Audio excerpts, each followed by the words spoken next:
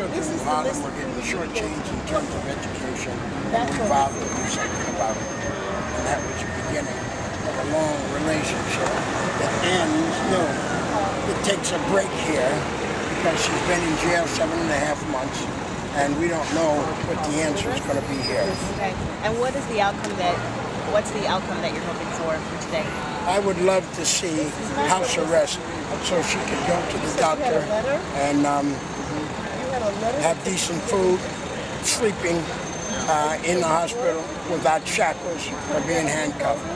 And this would be the optimum, being where we are now. And the final conclusion of this is that she would be vindicated because as history is showing, this government, as bad as the last one, and the last one we know has lied about everything. So we're hoping that this government will be moved due to public pressure to let the truth out. And that would mean let Lynn out.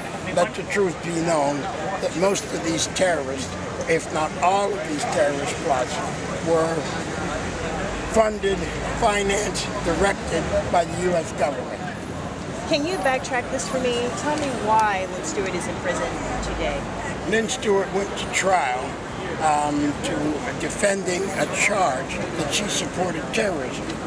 She was called a terrorist for supporting terrorism by issuing a public press release through Reuters about the Sheikh's opinion of the government's actions in Egypt. We know Hosni Mubarak, as stated by the United States State Department, as one of the most repressive regimes in the world.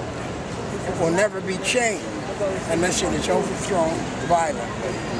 Lynn Stewart made a press release regarding a ceasefire in Egypt, and that is what has her here in jail. They never wanted her to talk about the reality that the government and Ahmad Salem were the perpetrators of the so-called landmarks explosions, landmarks case. And that was Ahmad Salem had planned. He had not planned. He made pretend there was a plan to blow up the UN, Statue of Liberty, other New York City landmarks. But he was an operative from Egypt. He reported everything he said. He importuned people who had nothing, no ability to do anything, unemployed, to talk about fighting America.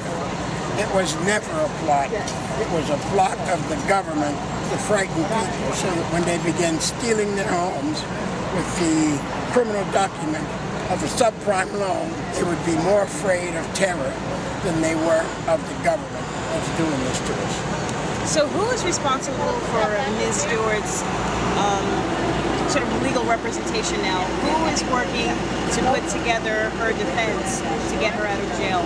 As we stand, Lynn Stewart is pro se. She had differences with her legal team as to how far she would present her case. As you know, Lynn Stewart represented the poor, the dispossessed, the underrepresented. Her legal team wanted her to employ statements and organizations that supported her life. They wanted to avoid Ward Churchill. They wanted her to avoid making statements about Palestine. They wanted her to avoid making statements about political prisoners. They wanted her to avoid making statements about violence.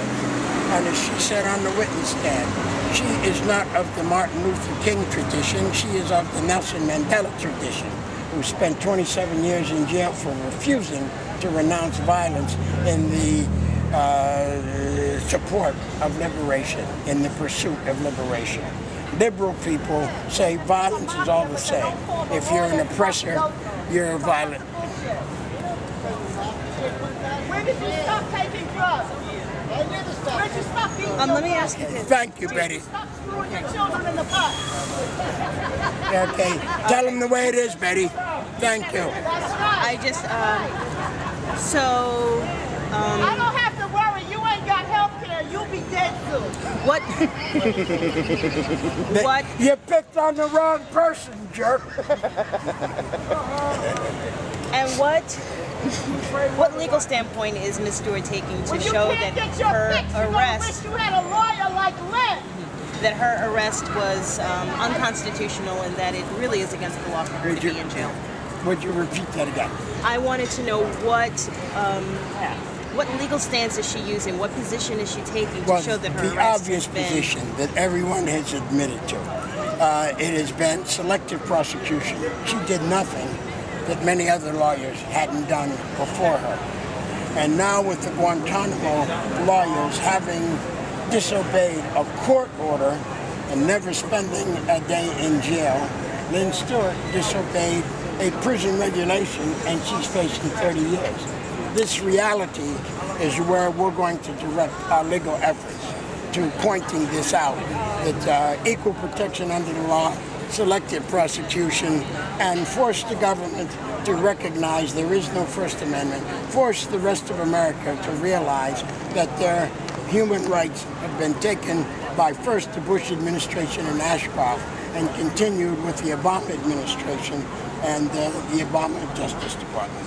Thank you very much. Thank you very much for having me. Thank you.